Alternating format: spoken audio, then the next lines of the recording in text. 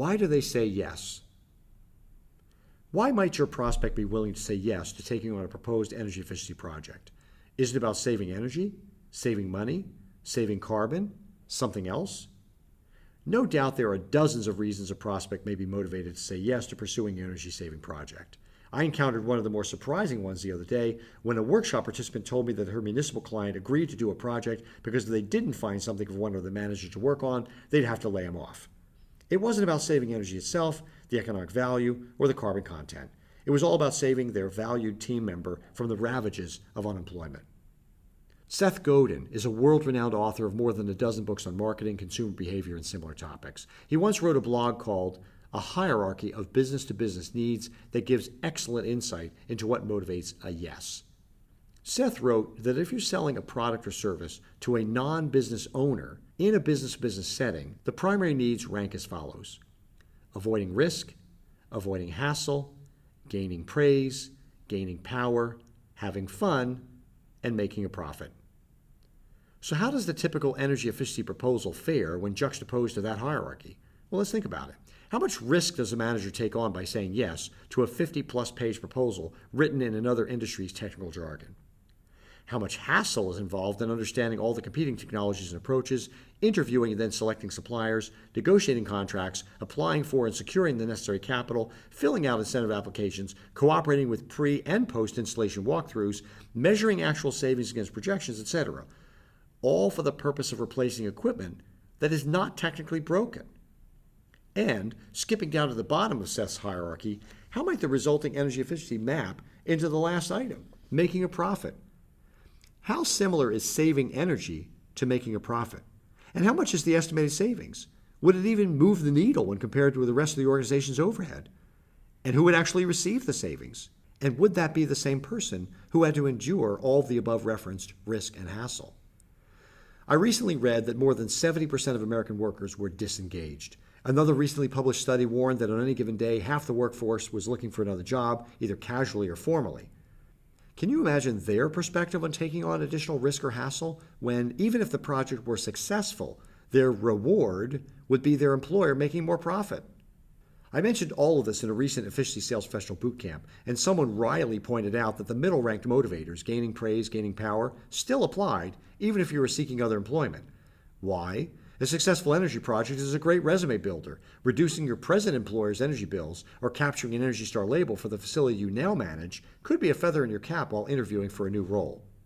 One thing's for sure, whether your prospect is looking for another job or not, someone who has the insight to connect the dots between enhanced energy efficiency and more traditional metrics of performance, think better productivity in office environments, lower scrap rate in industrial environments, better learning outcomes in schools, etc., stands to receive praise or even more power and influence within their organization by aggressively pursuing an efficiency agenda. So, what are the morals to this story? I see at least three. First, never assume the reason that your prospect is interested in your offerings is as simple as saving energy or even money. Second, realize that decision makers are human beings first and job titles second. And finally, leverage the above referenced Seth Godin hierarchy as you formulate compelling value propositions for your prospects. How? Well, how about these for starters? Reduce the risk. Bring industry foreknowledge to the table, genuine insight into how your solution has provided value for others in your prospect situation and how your offerings compare to the competition's. Doing so will reduce the perceived risk of whatever you're proposing and help the prospect feel more comfortable proceeding without undertaking extensive due diligence. Next, minimize the hassle. Make it easy to do business with you to reduce the perceived hassle factor. Act as a broker of strengths and coordinate your efforts with other vendors if necessary. Offer promise of praise. Offer to write a success story or perhaps even help the prospect apply for the Energy Star label after the proposed project is successfully implemented. Draw a path to increased power. Help the prospect to see how moving forward positions him or her more favorably in the organization. The above referenced success story might also help the prospect justify a raise or a promotion. Have fun. Wow, this point has so many dimensions it deserves its own installment of our blog. Here's just one to think about in the meantime. Make the effort to discover what the prospect finds truly fun and fascinating about his or her job, and then make sure your selling approach resonates with those preferences. Let's say your prospect enjoys escaping the office for the occasional field trip. You might suggest a lunch at their favorite eatery, bookended by 2 tours of buildings already benefiting from your offering. Above all, be eternally positive and personable. Have a great sense of humor and use it often. By the way, if you don't have a great sense of humor, get one. Your prospects want to be around people who make them feel great. Finally, demonstrate the true value. Take the time to connect the dots between efficiency and segment-specific outcomes that are more valuable than the cost of kilowatts, kilowatt hours, or therms saved. Remember, there are 3 distinct categories of benefits to highlight when selling efficiency solutions: utility cost financial benefits, which would be utility bill savings plus any rebates or other financial incentives; non-utility cost financial benefits, which would be the value of increased productivity when your solution delivers improved occupant comfort and convenience in addition to energy savings, for example; and non-financial benefits, for example, earning an Energy Star label or a LEED certification.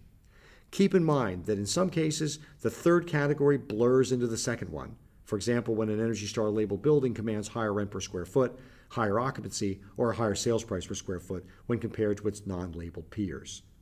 There's certainly a lot to be learned about advancing efficiency from one of the world's most respected marketing geniuses.